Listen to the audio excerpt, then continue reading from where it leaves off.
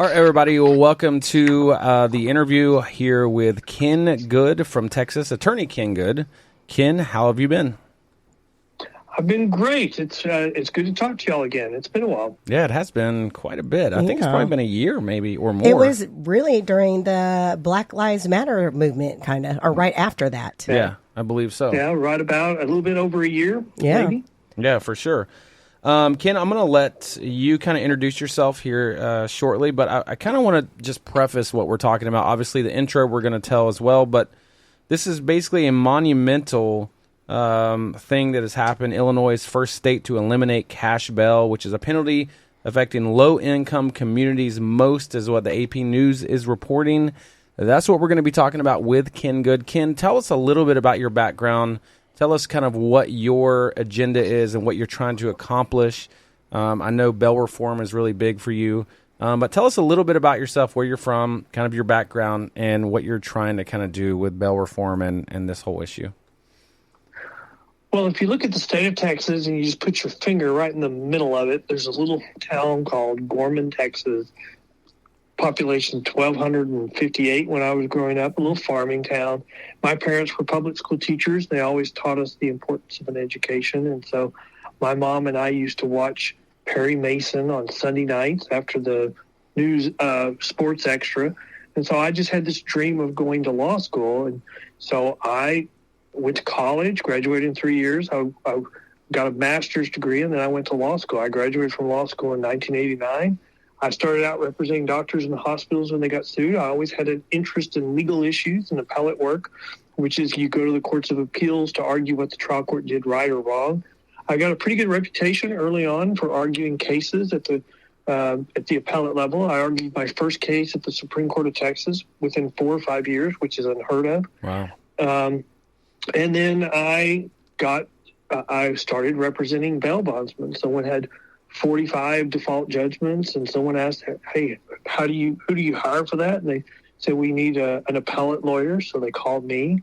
And then word of mouth spread. I started representing more bondsmen and insurance companies throughout Texas. And then, with this bail reform movement, the industry started getting a lot of questions about it. We had to become experts on these issues. And the reason why we did is because a lot of the stuff you hear in the news is not the whole story. Seems like everybody today has an agenda. So yeah. I continue my love of appellate work. I've argued the two most important cases in the bail industry in Texas in the last 20 years at the Court of Criminal Appeals, which is the highest court for criminal cases in Texas, and won both of those cases. So nice. I go to the legislature talking about bail issues, criminal justice issues. I'm on the board of directors of the Professional Bondsmen of Texas, which is the voice of the bail industry in Texas. I'm on their legislative team.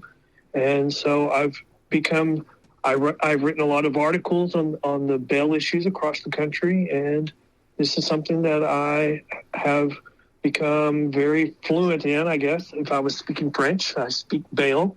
Yeah. And this is an issue that I think is very important to our community, because what's good for the criminal justice system is always good for the bail industry, and what's bad for the bail industry, incredibly, whether you believe it or not, is bad for the criminal justice system, and it's been proven over and over again. Absolutely. Well, let me ask you, so obviously you started as an attorney kind of representing bail bondsmen, right? So this was an issue for you that was more so, I don't know if the right word is protecting the bail industry or whatever it is, but at some point in time, did it, I guess, kind of shift? And I'm trying to ask this question the best way I know how.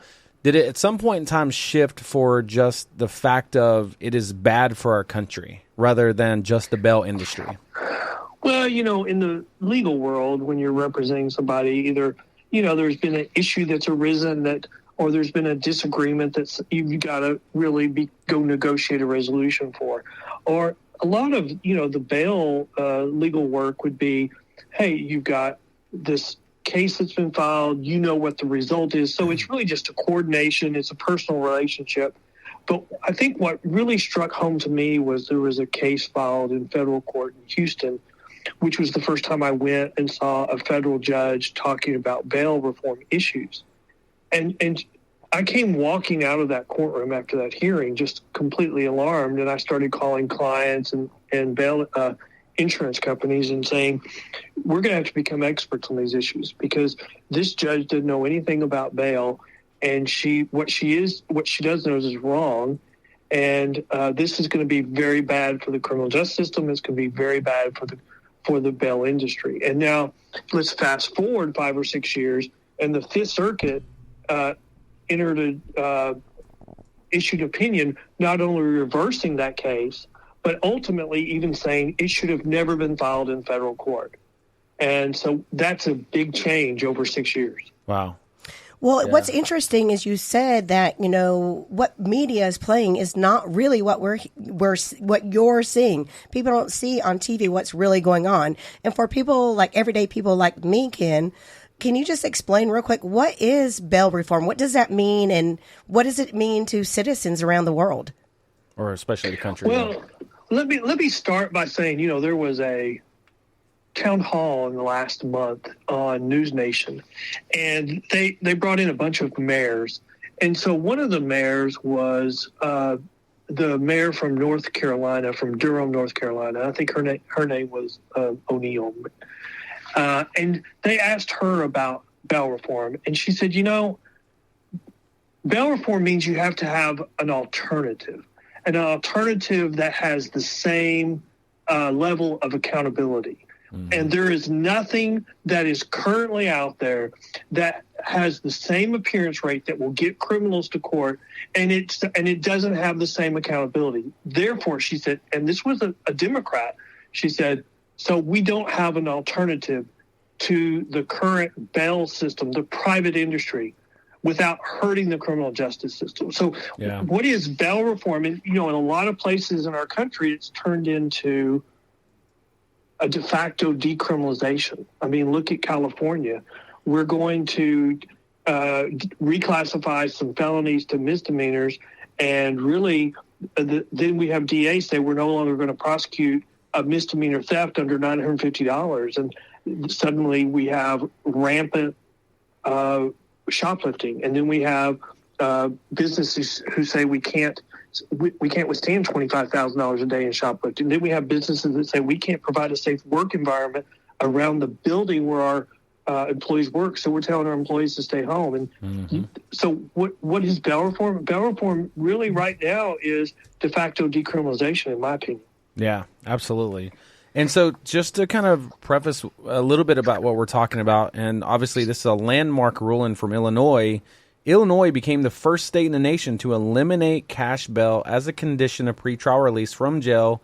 And this was, I guess, last Tuesday when the state Supreme Court upheld the constitutionality of the law, basically abolishing cash bail.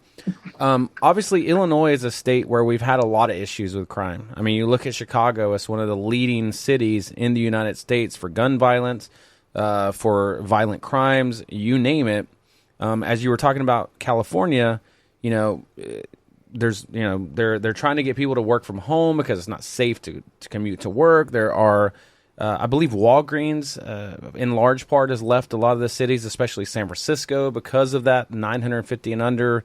Everything was running rampant as far as shoplifting goes. But how monumental is the ruling in Illinois as far as the cash bail goes, and how dangerous is it for the people right now in Illinois? Is this going to be a massive uptick in crime? Is this something that, even people outside of the inner cities, Chicago and people like that, are going to have to worry about? Well, I think Illinois is the perfect example of what you hear on the news is not the reality, because, while the statement Illinois got rid of cash bail is technically a true statement, it doesn't mean what you think it means. So crime has been running amok in Chicago for a long time, in Illinois for years. Well, the reason for that is they got rid of the private bail industry 10, 15 years ago. And so the only thing that was left were cash bonds, where the defendant was required to post cash in the full cash or 10% cash, which I call the worst of both worlds. Yeah. Because Illinois started relying upon that cash to run courts, or in part to run the daily operations of the courts. So they were relying upon the failure of defendants to appear to use that money to operate their courts. And so they needed failure. They could not do anything. They had to give them a new cash bond so that they would fail to appear again, so that they could use that money to run the courts. Yeah. What they just got rid of was that little bit. And why do I say that's the worst of both worlds? Because a cash bond or a 10% bond where you're paying it to the county is the worst option, because you have nobody supervising the defendant. No private industry bondsman is saying, hey, do you know when your court date is? Here's when it is. Are you going to court? Do I need to come get you?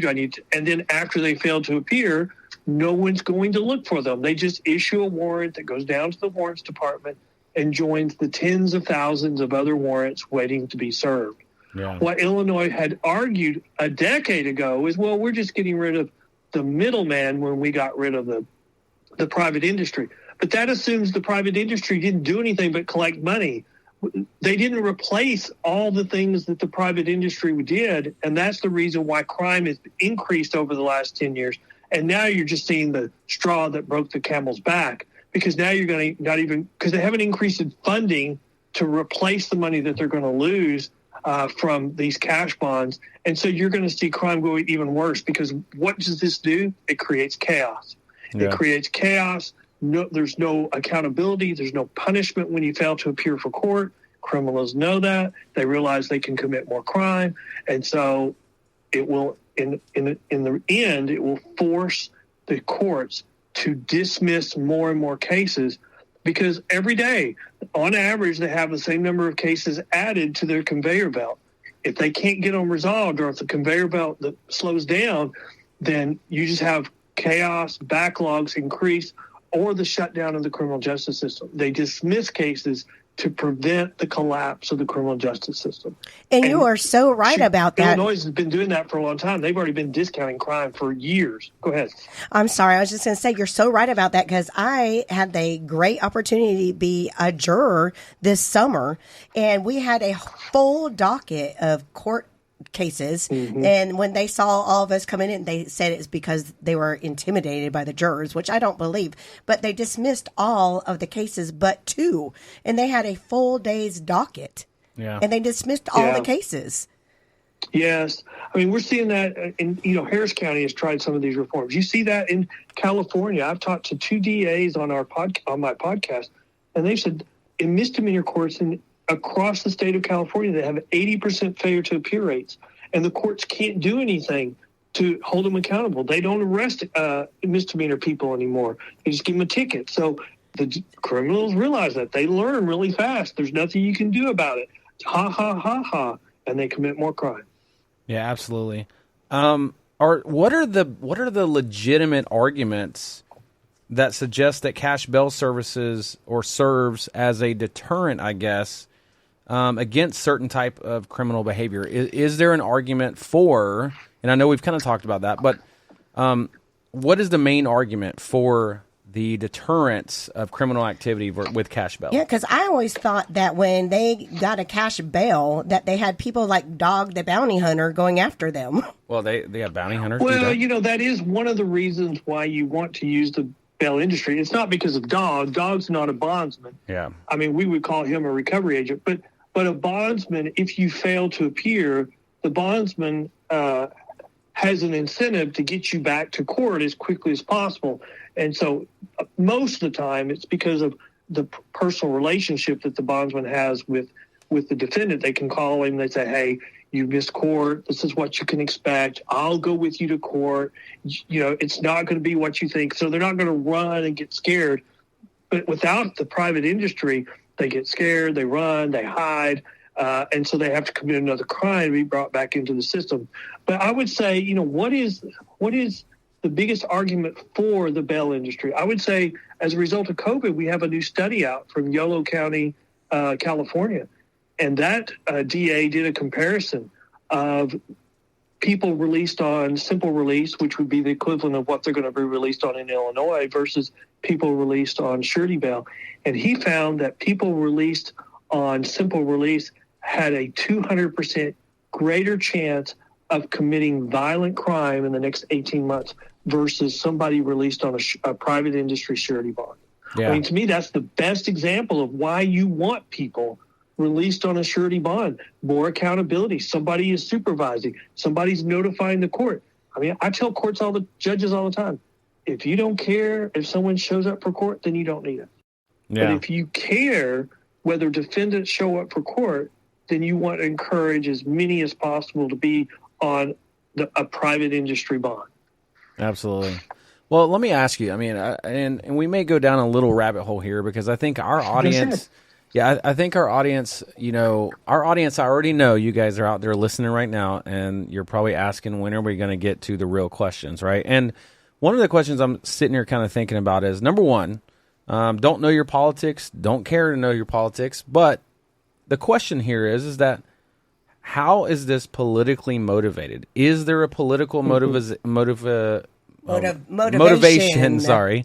Is there a political motivation to the elimination of cash bail, and is this a systematic problem that has taken over the country? Because it seems like, you hear about a lot of these DAs that are heavily funded by Soros, a lot of Soros funding getting in a lot of these far-left DAs that are just doing whatever they can to release criminals on the streets.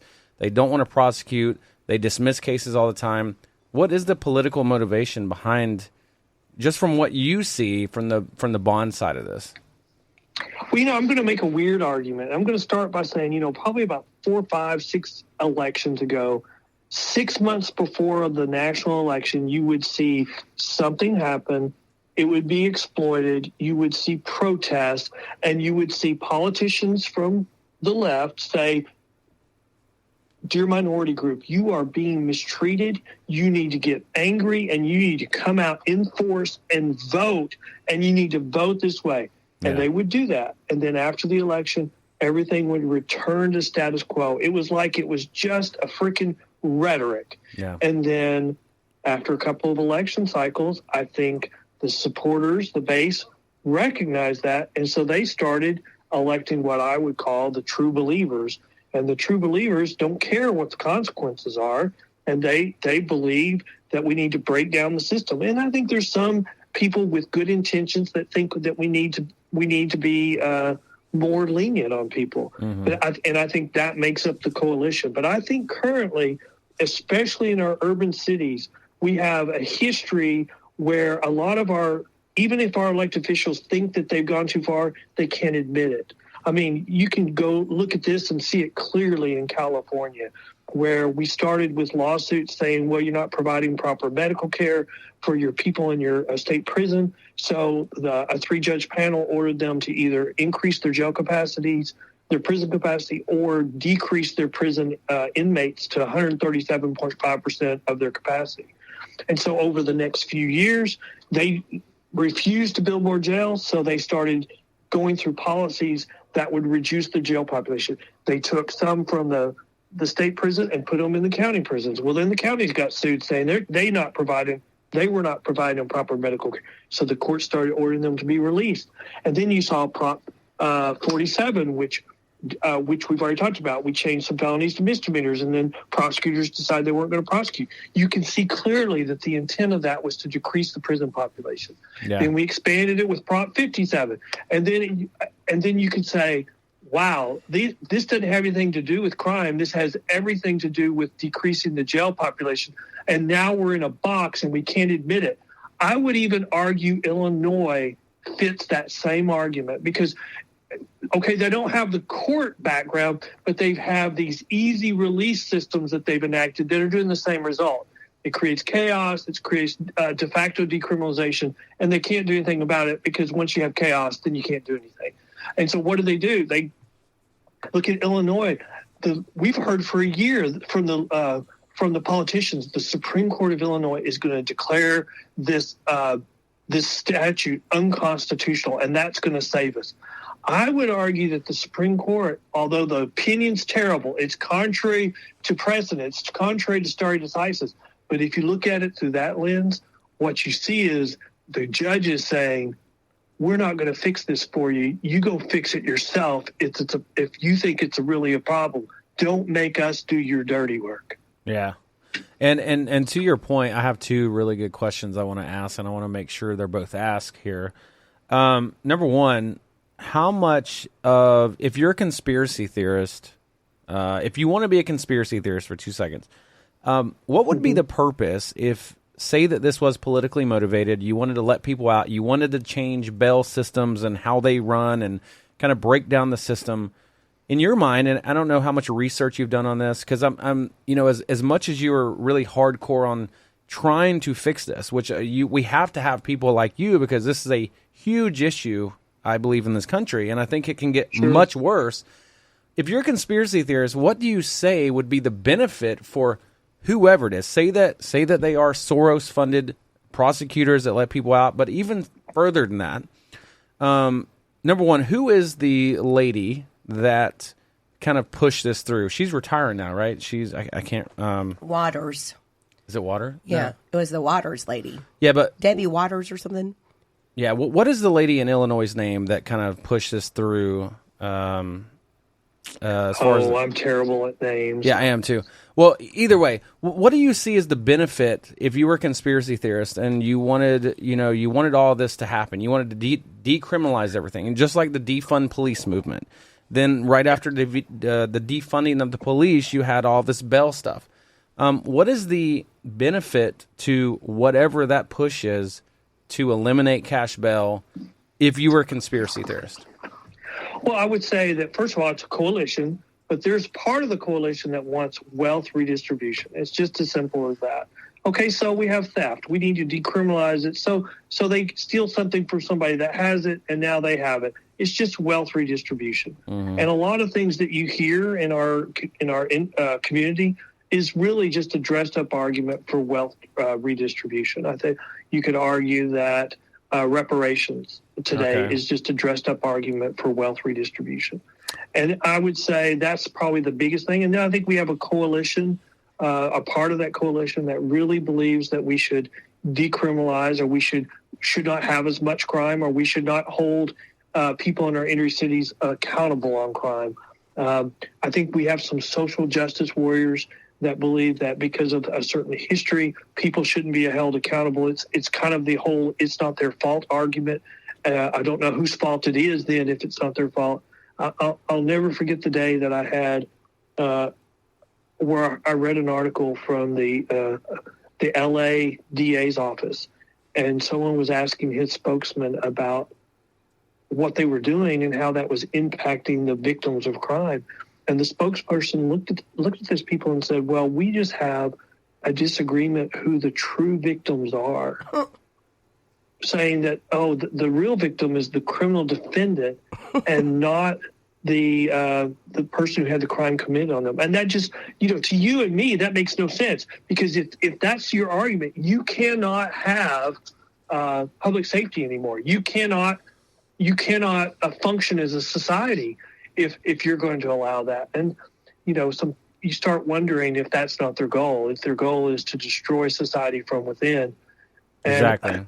I would say, I hope, because you see the mayors coming out, because it's really it's going to impact their tax revenues, and it's really starting to have an impact on their commercial leasing, which will eventually impact their viability, because if commercial buildings can't get tenants, then they're going to default on their loans, and then they can't pay their taxes. And then before long, the city's defaulting on their bonds, and then cities are going bankrupt. Yeah, I mean, it's like Mayor Adams in New York. This guy campaigned on all this stuff. He campaigned on the fact that he was going to come in and make sure that New York City was safe, and he was going to do all of these things. And it's literally like a lot of these people that are heavily funded, by the way. I mean, a lot of these mayoral candidates for governor, especially in the left-leaning states and cities, they're very heavily funded. That's where all the money is politically, really, is the left or Democrats funding. And then you have all these quote-unquote promises, because they have to at least kind of promise something. But then when they get in, with Mayor Adams, for example, New York has just been just as bad as it was before or during COVID. So I think there's just this game that's going on that they want you to, they'll tell you whatever, and then they get in and do whatever, right? Mm-hmm. But Let me ask you, what is your thought on how much did COVID usher in a lot of this, even from the bail standpoint? The decriminalization, the bail reform. Was COVID a big player in this whole movement? The way I see COVID and its impact on criminal justice is it allowed us to see these criminal justice reforms that have been talked about and proposed for years. We got to see them in action on steroids. And so we got to see the consequences of really bad bail reforms getting put into action across the country. And the results were terrible. Yeah. So, you get to see people who were not arresting low-level crimes, so you had more low-level crimes. You were only arresting the really bad guys. We started keeping track. How many times could you get rearrested within a day? We found examples of people being arrested 4, 5, 6 times in a day and just released over and over again. That's crazy. And it makes you wonder why are the police even out there trying to do their job if they're the ones doing their arrest, writing up the paperwork, doing all that stuff, risking their lives. Yeah, for these guys just to go right back on the streets. Why even have police?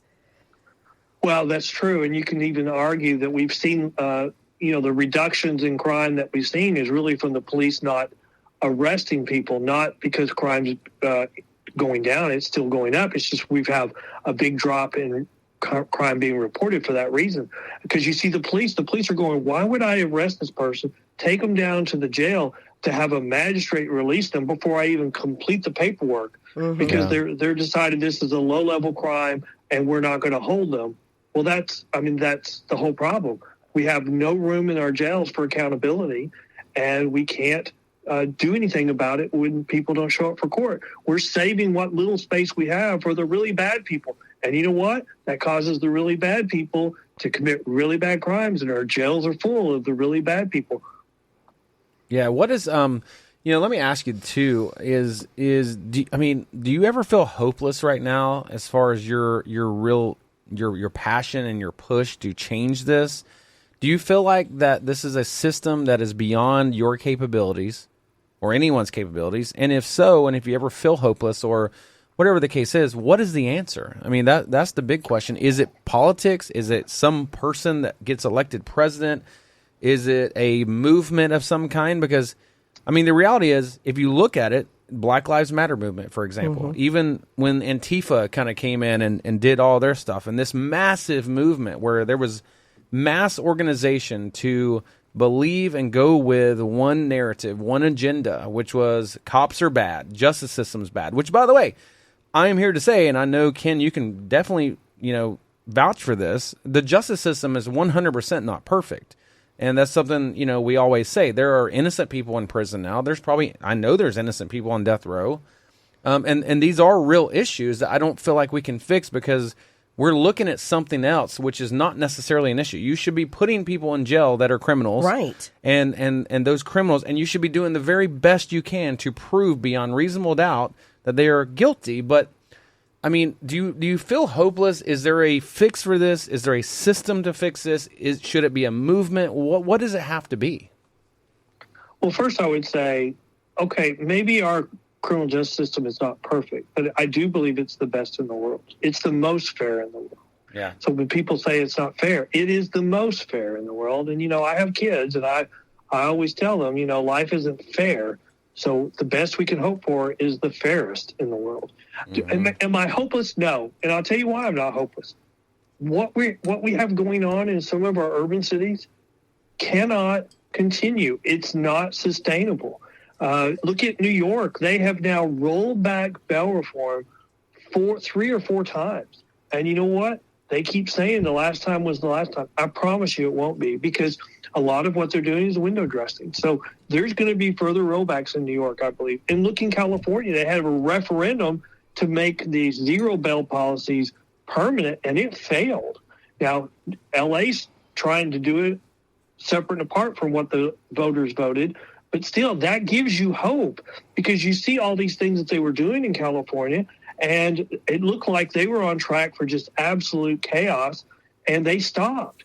And then you see states that are rolling back reforms in addition to California. Alaska enacted reforms. 2 years later or a year later, they rolled a lot of it back because they said, this is terrible. This is not what we were promised. And so you see a lot of jurisdictions starting to roll back, or they have already rolled back some of these terrible things that they've done. And so I'm not hopeless. I'm very hopeful. And the main reason why I'm hopeful is because it can't continue. I mean, you see mayors coming out now, and if you look at what they're saying and evaluate what they're saying, they are coming to the realization that they are on track to go to destroy their city. And you can see them starting to say, well, what are we doing?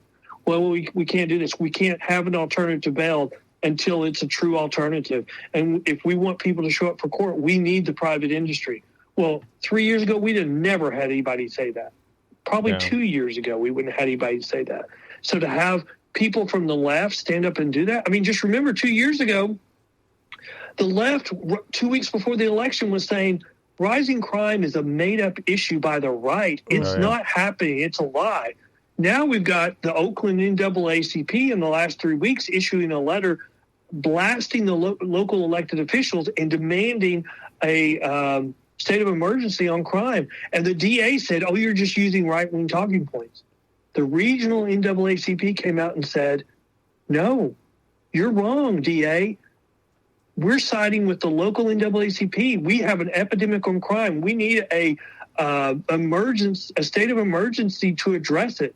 And that didn't happen a year ago. Definitely didn't happen 2 years ago. So I see hope everywhere that things are changing. Now, what would you feel like if, knowing the situation in California, and in my opinion, what Gavin Newsom has been a large hand in California. I mean, obviously you have a lot of the mayors there and a lot of the local legislation that has a part in as well. But what would you feel like if Gavin Newsom run for president 2024 and actually got elected by the people in a fair election, especially given where California literally has been for, at the very least, since COVID, but even before that? Well, there are people out there that are arguing that is the plan on the left, is, to get Trump the nomination and then at the very last minute yank Biden out of the race and replace him with Newsom. And they think that under that scenario, or the argument is under that scenario, that they have a chance to elect Newsom, or gives them a great chance to elect Newsom. I would probably be dispirited if Newsom got elected, but I think even if they did that, I think it would be very difficult for him to get elected, because he's so open to arguments that, don't California my Texas, don't California my New York, don't California every state in the country. Yeah. And with people leaving all over the place, I would love to see a DeSantis Newsom comparison. And I know they have a debate coming up if it actually takes place. And that would be a great comparison. Set aside the personalities, it'd just be a great comparison of absolutely. Yeah. Of different approaches for the state. That's what we need to have a debate about, is public safety and approaches for public safety, because the problems that we're seeing are all in, left-wing cities. And here's the thing that just kills me. 50% of all murder victims in the United States are young black males. Mm-hmm. And the people that are doing the murdering are generally young black males. Somehow in this whole debate, we have decided that the murderer should have more rights than the person murdered. When did that happen? How is that proper? And the very racial group that they're saying needs protection is the one that's being harmed the most. And yet we're allowing people to make these arguments and to say these things as if they're true. Yeah, absolutely. It's kind of funny because, I think you're right. I think the plan could be Newsom. We don't exactly 100% know, but if it was Newsom, all you have to do is go to California and look on the streets and see the streets have changed from going to Rodeo Drive to Rodeo Road everywhere. There's tents and homeless people and people on drugs everywhere now. It's not the same California that it used to be 20 years ago. 20 years ago, that was the ideal state that people wanted to be in. That was where people wanted to go. That was a cool place. Look at the Nancy Pelosi Federal Building in San Francisco. Yeah. In the last couple of weeks, they've announced to all the federal employees, work from home. It is not safe for you to go into this building. The neighborhood where this building is located is not safe enough for you to go to work from home. Who would have ever thought that? And would allow that to take place. Yeah. And I would love to see that debate. And I'm glad that you said that, because I didn't even know that DeSantis and Newsom were even debating against each other, because you can look at the two opposite states, West Coast, East Coast, and look at the states and see how they're ran. And they're ran so differently. But look at the outcomes of both states. Yeah, especially during COVID, you had Florida. They said, "Oh my God, COVID is everyone's gonna die in Florida," and it actually turned out, it's somewhat better actually in a lot of ways than California did. Mm-hmm. Right, and as far as crime, it's different too. They've committed to debate each other. I don't know on some show. I mean, there's been a lot of speculation that Newsom will withdraw and that he regretted committing to it. But so far, I mean, I just saw a report yesterday saying that it was still scheduled. So I agree with you. I think that would be a great comparison. Ken, and by the way, before we ask a few more questions, I want to, right now, I want you to tell what your podcast is, just so we don't forget. Sure. Our podcast is called The Bell Post. It's located at thebellpost.com. It's on all podcast devices or sources, and we also have a video element or alternative that you can find on our website. If you go to pvtx.com and just look at the top right and go to the YouTube channel. And that's PVTX? PB as in B as in boy. Okay, PB. Professional Bondsmen of Texas, pvtx.com. Okay, gotcha. Okay. Guys, definitely go check out his podcast. Maybe we can schedule something to come on your podcast and talk a little bit with you and make sure our people come on there and listen. Because I think, honestly, I think what you're doing is very important. And I think that's why we have to ask some of the questions as far as political questions, because I do think that plays a huge role. And the reality of this is that, I still constantly go back to, what is the reasoning behind this? Mm-hmm. How does the open border, right? Because, we got to say it is kind of an open border. How does that play into the situation as well? We're talking about overcrowded prisons. We're talking about a lot of this stuff. We don't know who's coming through the border. And, how does this play into the role of that? It's the same strategy. Open borders, immigration is the same strategy as criminal justice bail reform. It's to create chaos, and in chaos, you can't control it. And so, I like to argue on the borders. What would they be doing differently if they were in the pocket of organized crime gangs or under the pay for people transporting fentanyl?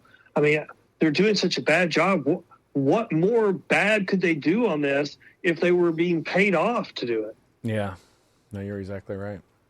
Terry, did you have a question? I'm sorry. I did. I wanted to go back to the cash reform thing, or the cash bail thing, because, there's people like me that I'm not, as brilliant as you two. So I kind of figured out through our discussions that, people used to get out of jail through a third party bailsman, right? Yep. But then they started doing this cash thing, right? And the courts, that's how they're making the money. Do you feel like that's when everything changed? Well, I think what change started when they started limiting or getting rid of bondsmen in Illinois, because then you removed accountability, because there's no one looking over defendants' shoulders. If they just have to put up cash or a percentage of the cash, nobody's telling them what to do. Nobody's looking to make sure they're doing what they're supposed to be doing. So they're just paying their ride out of jail. The best argument against private bail is we have to protect the poor. But I think one of the things that we've seen clearly over the the last few years is I don't think there's any poor people languishing in jail just because they're poor. If they're in jail now, it's because they have a criminal history. And if you're in jail because of your criminal history, you're not there because you're poor. And I did a podcast where brought in a social scientist that did a review of why people languish in jail. And his conclusion from his report was that the number one reason people languish in jail is because of their criminal history, not because they're poor. Yeah, absolutely. I agree with that. And that's kind of like why there is bail reform anyways, is because they're trying to help people in different economic statuses or demographics to help those people, because it was not a fair level playing field of people going to jail. Like some people have money to get out. I think that's what they started out arguing. But the problem is, they want to say, well, we need to treat everybody the same. We need to treat everybody exactly the same. The problem is, what does that mean? Okay, you've been arrested for theft with less than $950. Well, it's your first time offense. You shouldn't be treated the same as someone who's been arrested 10 times, 15 times, 20 times this month for the same offense. Yeah. But that's what these people pushing for reform are demanding, that we treat each time you're arrested for theft under $950, you get treated the same as as you would a first-time offender or anyone. And that's just wrong. That's against the whole basis of our criminal justice system. Our criminal justice system is based upon the assumption that we're going to impose upon you just the right amount of pressure to get you to turn around and become a productive citizen. That's different if you're a first-time offender versus a two-time offender versus a five-time offender versus a 10-time offender. I don't care if it's theft for $950, less than $950. If you've done that 10 times, you need whatever they're doing to you is not causing you to change your conduct. Right. If you're not going to change your conduct, then you need to be treated much more substantially. I mean, absolutely. Somebody made the argument that really in our big cities, we have a city within the city. It's a lot smaller, and it's a city made up of criminals. Yeah. And those are that smaller group is the one committing, 60, 70, 80% of the crime. But we're setting up rules I will even say with some people with good intentions, we're setting up rules that say we're going to protect the poor. The problem is they're tying the hands of the judges so they can't address gangs, they can't address career criminals, they can't address organized crime. And so in the name of good intentions, we're destroying our criminal justice system. Oh, absolutely. And, I honestly think, too, that, you hear a lot of these same talking points just even in elections now, right? You hear a lot of the same stuff. You hear that, well, the black community or the minority community, regardless of who they are, they should not have to show an ID to vote because they are too poor to get an ID. Like, it just doesn't make sense. But neither does a lot of their talking points with the bail. And none of this. And I think, to your point, I think what they are trying to do is create chaos. And I think that's what we've seen. Because even like watching in California, when people just go into Walgreens, there's a security guard right at the gate, and he's watching these people come in and steal whatever they want, and he's not going to do anything because we don't do anything. It makes normal people say, "Well, darn, they're going to steal stuff. Maybe I can steal some stuff too. I'm hard up." It makes more people want to commit crimes. Yeah, absolutely. Well, we've turned common sense on its head. We're enacting statutes that are called the Safe Schools Act, and all it does is decriminalize theft under $950. And we're being told that it's common sense that we're going to release more people from prison, and that's going to make us somehow safer. I mean, which one makes more common sense? You're going to release more criminals, you're going to have more crime. I mean, we actually had people arguing 5 or 6 years ago, if we don't prosecute misdemeanor crime will go down. I mean, if you look back at those reported quote-unquote studies and now look at what we've found in reality, you just have to go back and go, we were sold a bill of goods, or you just have to laugh and say this is ridiculous, because we have proven the opposite to be true. And we've, I think, proven that stuff that was given to us 5 or 6 years ago was just an out-and-out lie. Yeah, absolutely. Ken, do you think, I know that you're fighting this on the national level. You're fighting this on the, an attorney from Texas that, listening to a lot of your accomplishments, as you got into being an attorney are very commendable. But do you, and like I said, I'm not trying to go to conspiracy or anything, but do you think there's a much bigger system at play beyond what we can see, or at least a worldly globalist type system? I mean, I know that sounds weird, but if you start thinking about people like George Soros funding prosecutors and even funding a lot of these people that are put in place that push a lot of these reforms or a lot of these law changes and everything in place, and people that are not even living in the United States. These are not, a lot of this money is coming from outside donors. A lot of the same people that show up to the World Economic Forum with the big elites that censor speech and do all of these things. How much do you think that plays into this? And if so, I mean, how do you change that? This is an issue that I've really thought on for a long time, and I got some good advice early on as an attorney.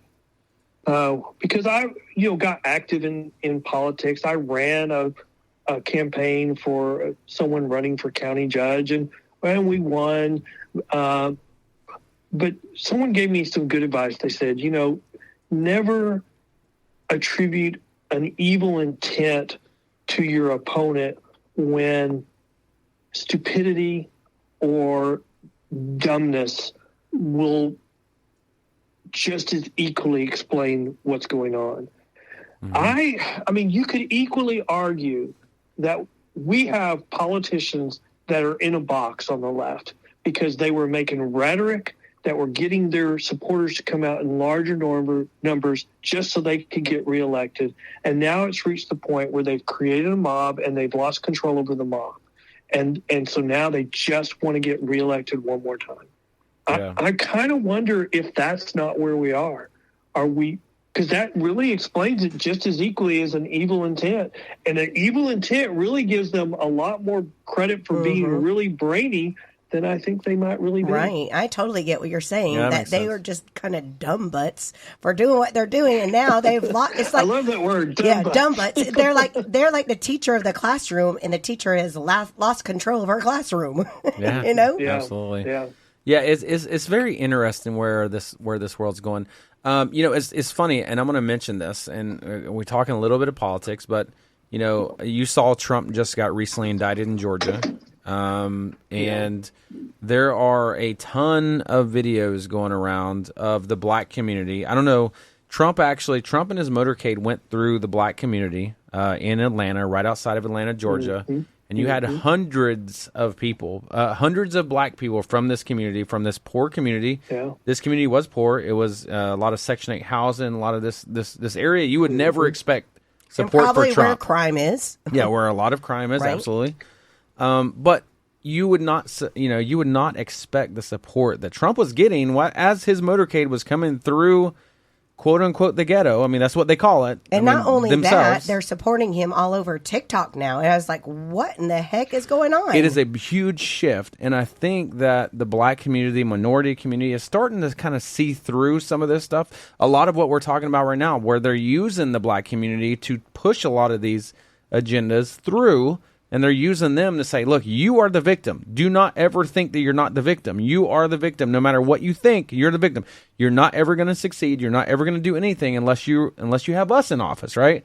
But now it's like you're starting to see this shift in people. I mean, and regardless, by the way, people believing in themselves. Yeah, regardless of Trump, whether you hate or love Trump, I just think Trump's the figurehead. I made this argument. I mean, several months ago, I was like, it's kind of like an argument that we use in court.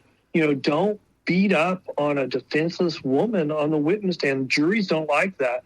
And you're seeing that. I read an article yesterday talking about young black male seem to be moving in droves towards Trump. Yeah. And I would say that it appears that someone has overplayed their hand. I don't know where this falls. I mean, it's too early to say. But, I mean, I said a month ago that Trump may be thinking that if he's in jail, he may win in a landslide because he's going to get a bigger share of the Democrat vote from people who are thinking, you know what, they're picking on this guy like they pick on me. And so suddenly the loyalties change, and he's more like them than Biden. And so I think there's a real risk of that. I don't think Trump will be in jail before the election, but I think he may be on appeal with 2 convictions. Yeah, Dan Bongino. Because I think, D.C. is going to be hard for not to convict, and New York would be hard to not convict either. But I don't see New York going to trial before the election because those charges are really weak. The ones in Florida, somebody told me the ones in Florida were the strongest, but I mean, I would argue that statute doesn't even apply to the president. So I don't know. It's very weird. But the point you're making, I think, is very good. These people are overplaying their hands, and they're going to get desperate. If you see another indictment coming out of Utah and Nevada, then the Democrats have lost their head, and they are freaking out. And I've heard some indications that we may have 2 more indictments. Yeah, which, and Dan Bongino went on his podcast recently and talked about, if he were Trump, he would have not posted bail in Fulton County to jail. And went to jail. Yeah, I mean, even though that sounds and crazy. Had pictures of him behind bars. But it's like Dan Bongino said, anywhere the former president is, the Secret Service will make that place locked down. I mean, no one will get near Trump. It doesn't matter. He'll be like in a freaking hotel room. Essentially. But the point is to further push the point of it is us versus them, us being the people versus whatever. And that's I think that's what Trump's trying to push. And I think that Ken had a very good point about these people that have been to jail. It's obviously they feel like it's them against that, it's them against us. The system. It's me against the system. Yeah. And the system is doing the same thing to this dude, this rich dude, Trump. I'm going to stand behind him because they're doing the same shit to him that they're doing to me. Yeah. I think you have a very valid point. I think it's early. And so, and there's so many unplayed cards between now and whenever this thing starts showing itself. But I do agree that I think that the play right now is to every time they indict Trump, he gets more stronger within the Republicans. They want him to be the candidate. And then as soon as he's the candidate, then we'll see the real move. Then we'll see whether they're going to replace Biden at the last minute with Newsom. I don't know if our good friend from Vermont, because he was just in New Jersey, whether he would stand for that. I don't think the Democrats would just. I think there would be a bunch jump in at the last minute. Yeah. So I don't think they can. That's a good strategy, and I think that would create problems. But hey, we're going to find out pretty quickly next year what the plan is. Ken, let me ask you, do you what is your main focus right now? What is your agenda on trying to fight this? Because, Illinois obviously is the first state to eliminate cash bail, right? And so do you see this being a trend? Is this something that's going to go state to state, especially Democratic states? And what's the way to fight it? Again, I would say Illinois saying that they're the first state to get rid of cash bail. That's not correct. Okay. They're getting rid of cash bonds. They've already gotten rid of the bail industry, and you already have seen it for several years what the consequences of that are. So, it's not as advertised. It never is. And so what is my push, though, right now? I just wrote an article that I'm in. We're in the process of editing, talking about the 4 phases of the death spiral in our urban cities. And so I'm just continuing to do what I usually do is I pull together data and I try to put it on our website, and then I address those issues so that we can be a resource to other areas. I have a good friend who told me or asked me recently, he says, why do we have to fight this every 2 years at the legislature? Because our legislature only meets every 2 years. He's like, why can't you just fix this? And I'm like, well, we can fix it. We can give up. Yeah. And that'll fix it. Otherwise, we have to fight. And if fighting means we have to come back every 2 years, well, then that's what we have to do. Because if we do not continue fighting for the criminal justice system, which fighting for the criminal justice system is fighting for the bail industry, because what's good for one is good for the other, then we're just going to give up. And if we give up, we're going to create chaos, and eventually we're going to go back to vigilante justice. We see that in New York right now. We've had 2 examples of people who stepped up to help somebody to prevent a crime, and now they're being prosecuted for stepping up. that's being done because they want to send a message to the public not to do that. We're going to see more and more of that because, I mean, my God, if the police are not going to protect me, for God's sake, let me have the tools to protect myself. Yeah, and they're trying to take those away. And it's funny, Ken, that 5-10 years ago, what you're saying right now, which is facts, by the way, 100% facts, you'd be called a conspiracy theorist. Oh, there's no way they would do that. They're not going to try to take your rights away from protecting yourself. Good point. But really, I mean, and today it's like we're talking factual, but it sounds like a conspiracy theory, and it's not. And that is what is scary. And I never thought that we would be there. But, and honestly, I've talked to a lot of people. We've done this podcast for 5 years. We've talked to so many different people. We have a lot of different communications. A lot of, there's people that own massive corporations and companies to where they're like, I've always loved America. I was in the military. I did this, but now I kind of want to move away from America. I mean, and it's literally gotten to that. And it's like when there are people that want to move out of America, which was bad. once the beacon of the world. Right. It was the light. It was the lighthouse of the world. But we need more Kens that want to stay and fight because this is our country. It's our country. We have to fight for our country. Now we have people that don't want to live in California anymore. We have people that don't want to live in New York anymore, and they're moving to the red states. Yeah. What happens when those urban cities declare bankruptcy and all those people that are living there no longer have any place to go shopping, or they have no place to go buy their medicine because those have all closed down because it's all chaos around them? What's going to happen then? But they can't bring their politics to other states because that's not going to work. No. And what we've seen is the people that are moving are voting Republican. Yeah. And it's like we've actually been looking to move out west. Out west is in, which, by the way, if California was different as far as just the way they're doing things, California is a beautiful state. Right. So is Colorado. So is a lot of other places. But because of the politics there, it would be like torture to live there. Yeah, we saw. Yeah, it's funny if you look at the most red states in the country or the most conservative states. A lot of those states, you would think Florida, South Carolina, you would think the southern states, but actually, the most conservative states, even beyond Texas, by the way, is Utah, Idaho. What was it? Wyoming or Montana? A lot of those states are very close. Utah, you would expect it to be the most conservative state. It's a very religious state. Even if it is Mormon, still, it's a very conservative religious state. Yeah. In Texas, there are some conservative counties. The county I live in, Smith County, is one of the most conservative counties you could ever live in. So I would put that county up against any county in Utah. It's just crazy. Yeah, we were actually looking. I probably agree with 95% of the policies. Yeah, we were looking the other day at like death row states, like seeing how many people were on death row. Texas is by far bad. Yeah. Texas was like 5 times the amount of people on death row than any other 80 state. or 90, I think. Like currently. They don't play. If you're gonna commit a crime, don't do it in Texas. Yeah, don't do it in Texas. Yeah. You're right. Go somewhere else. Go to New York or California. Well, that's true. That's true, except for Travis County, which is Austin, and Harris County. Harris County, they implemented criminal justice bail reform through a court order, which has now been overturned, and they still are following it. So until that gets resolved, you want to stay away from Houston. And Travis County is just the most liberal county in the state, and so they're Harris County wannabe.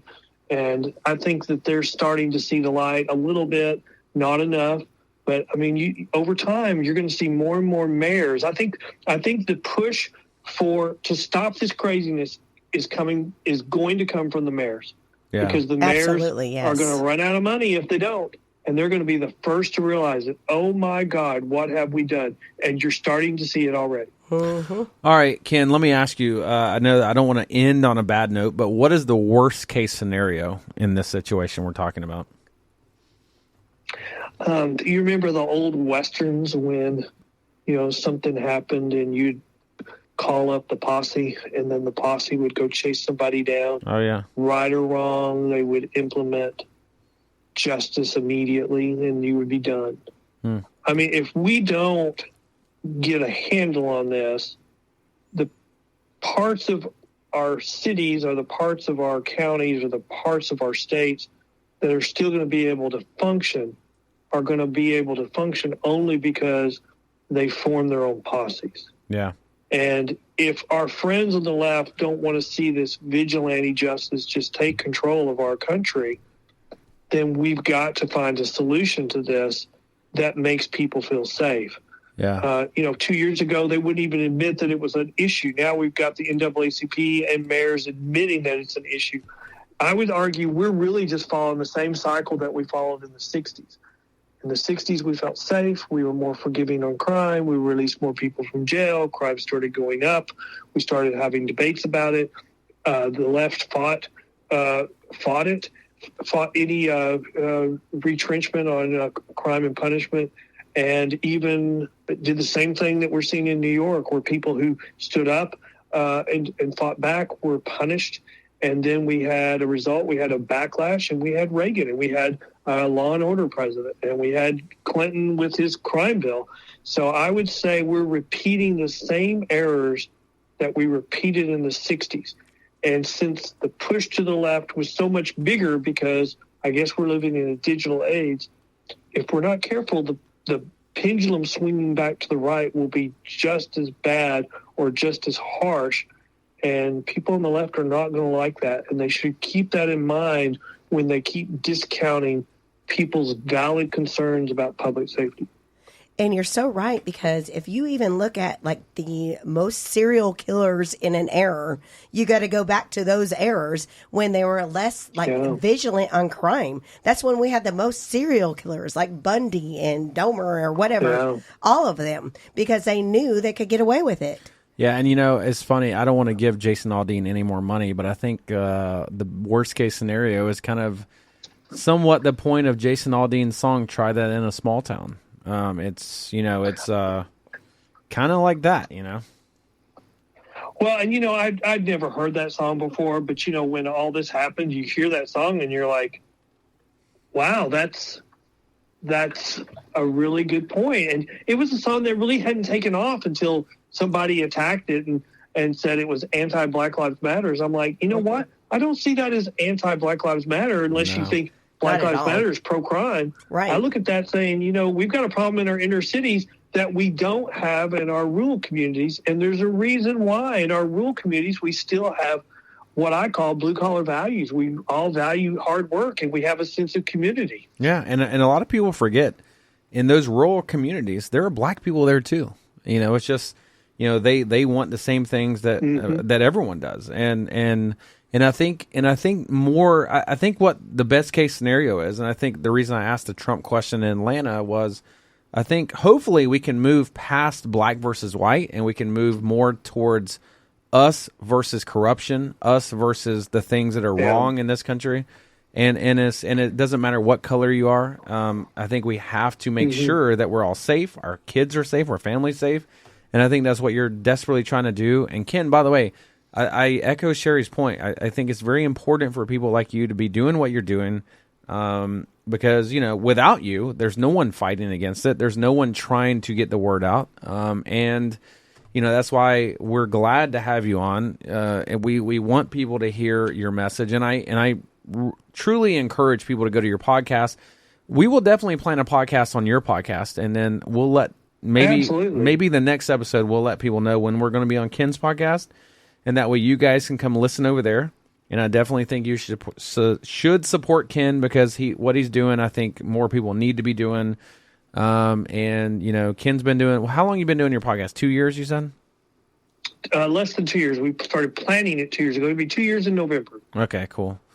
Well, that's awesome, man. And I'm so glad you're doing it. I'm so glad you're doing what you're doing. Ken, is there any last words? Any last words? Any last words? Well, any last meal? I would just say, we have an inner city crime problem right now. We have an inner city crime problem where families have failed. The not just blacks, but all groups in the inner cities. Our school systems have failed the citizens of our inner cities, and drugs have become rampant, not on one race, but all races in our inner cities. And now with what's happened in the last couple of years, whether you call them riots or whether you call them protests, we have the decay of our inner cities, because businesses have been burned down and they are not coming back. Yeah. And they've closed. And, at the time we heard, they're insured. What are you complaining about? Well, no, a lot of them didn't get, they either their insurance claim was denied because it was a riot, or they took the money and just went home. And now to sell their business, they're having to sell their real estate at a great decreased value because it's nobody wants to have a business there. It's not safe anymore. And so it is now a self-perpetuating problem until we find the solution. But I am hopeful. I'm hopeful that we will find the solution, and our mayors, I think, will lead the charge. Because if they don't, it will just continue to decay, and our inner cities will go bankrupt. Absolutely. And one last question. What do you tell the people of Illinois with this new bill? Is it something they should worry about? I mean, I know we've talked a lot about it, but is it? Well, I think the Illinois bill, I think this one is, okay, this is what I think. The Illinois bill, the Supreme Court's ruling is going to eventually force the politicians to come up with the compromise that they refused to do, hoping that the Illinois Supreme Court would save them from their own stupidity. Now they have no choice but to do it themselves, roll up their sleeves, and work together. Absolutely. And that's what we need to do as a country. Yeah, absolutely. That's right. That was great. Well, Ken, thank you so very much for coming on. Like I said, we're going to come on your podcast. We're inviting ourselves on your podcast, by the way. Sorry. Sorry, Ken. Yeah, we're going to be a guest soon. So, you Ken, know. just tell us your podcast one more time in case. Yes, tell us your podcast. Sure. Okay, so you can find it at thebellpost.com, or you can go to our website, pbtx.com, and just click on the menu podcast, or you can go to any of your podcast distribution systems and just search for the Bell Post. The Bell Post. Yeah, any apps. You can get them on any apps pretty much. Yeah, most of our listeners. It's on all podcast apps.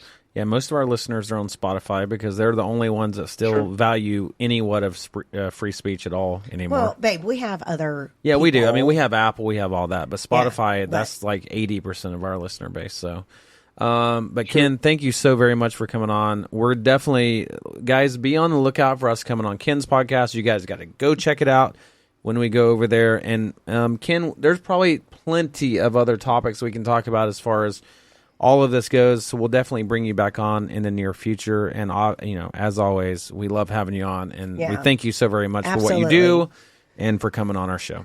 Yeah, thank you so much, Ken. Thank you so much for having me, guys. Good night. Have a good night, Ken.